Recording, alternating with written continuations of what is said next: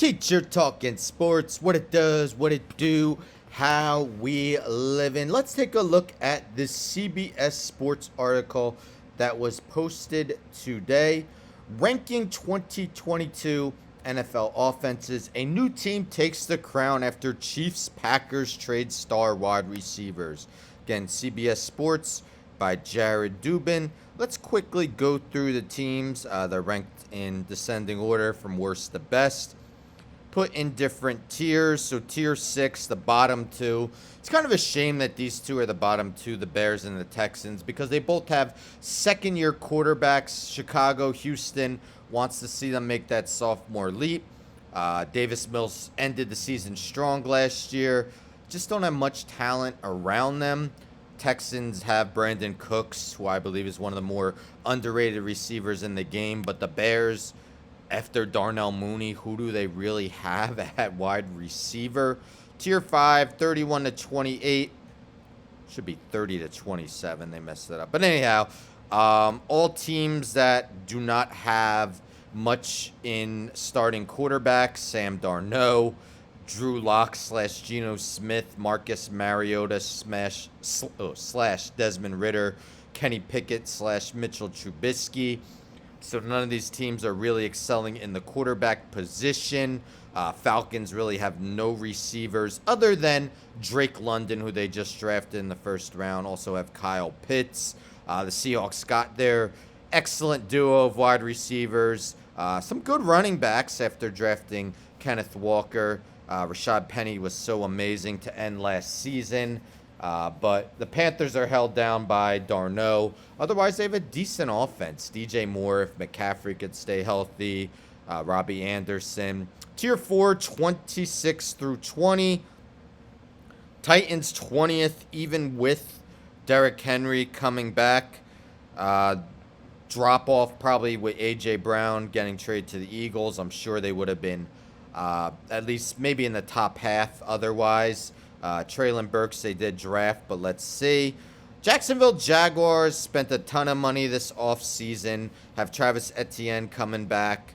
I truly do believe Trevor Lawrence will have a better second season. I'm a Giants fan. 22nd might be too high. I really hope Saquon has a season reminiscent of his rookie year, but I've been waiting for that for 3 years now. And I'm just not a believer in Daniel Jones. I think all these teams are pretty fairly rated. Tier 3, 19 through 11. Dolphins, Vikings, Colts, Saints, Cardinals, 49ers, Ravens, Raiders, Broncos. I think the Raiders maybe could be a little higher, to be honest with you. So they're getting points deducted. They actually have the worst offensive line ranking amongst all these teams. But otherwise, Carr, Renfro, Adams, Darren Waller, Josh Jacobs, Kenyon Drake. I mean, they got a lot of weapons on offense. Saints, I think maybe they should be a little lower unless Michael Thomas really comes back to his previous self. Let's go through tier 2, 10 through 6.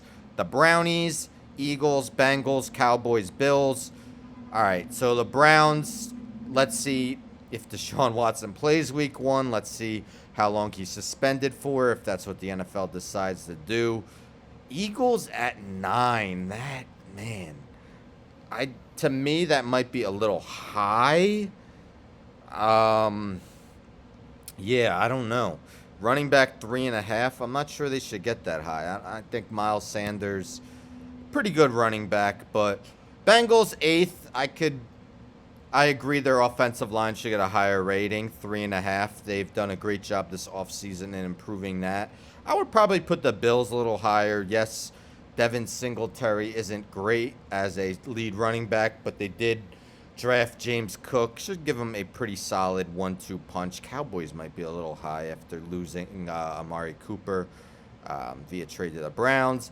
And the top 5, we got first the Buccaneers, second Rams, third Chiefs, fourth Chargers, fifth Packers. Chiefs, are they a little high? I mean, they lost Tyreek Hill, traded to the Dolphins, placed them with a second-round draft pick, Sky Moore, signed Juju Smith-Schuster. Marcus Valdez-Scantling, but none of those guys could even come close to comparing to Tyreek. Chargers have done a great job retooling their offensive line over the past 2 years. Justin Herbert definitely is a top 10, if not a top 5 maybe quarterback in the NFL. Green Bay Packers 5th, even with that low wide receiver rating. I don't know if they should have gotten a 5 at running back. I get it. Aaron Jones, A.J. Dillon is a very good 1-2 combo, 1-2 punch.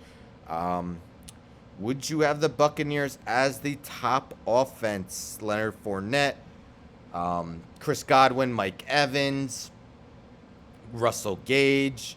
Do they assume that Rob Gronkowski will resign? He's still yet to decide whether he's coming back or retiring. So there you have it. CBS Sports offense rankings for the year. What do you agree with? What do you disagree with? I think if I was to name the top offense, I would probably go with the Rams. Yes, they don't have an elite backfield, but their wide receivers, Allen Robinson and Cooper Kupp. Tyler Higbee is a great tight end. Even with Andrew Whitworth retiring, a very strong offensive line. And Matthew Stafford at quarterback. Tough call, but I think I'd have them at number 1. Maybe I'll do my own rankings in the near future, but these are the rankings according to CBS Sports. Let me know your thoughts in the comments, who you'd have first, who you think is a big mistake, whether they're way too high or way too low according to these rankings. Don't forget to subscribe. Tell a friend to tell a friend to tell a friend to subscribe. Like the video, share the video, hit the bell for notifications. I'm out.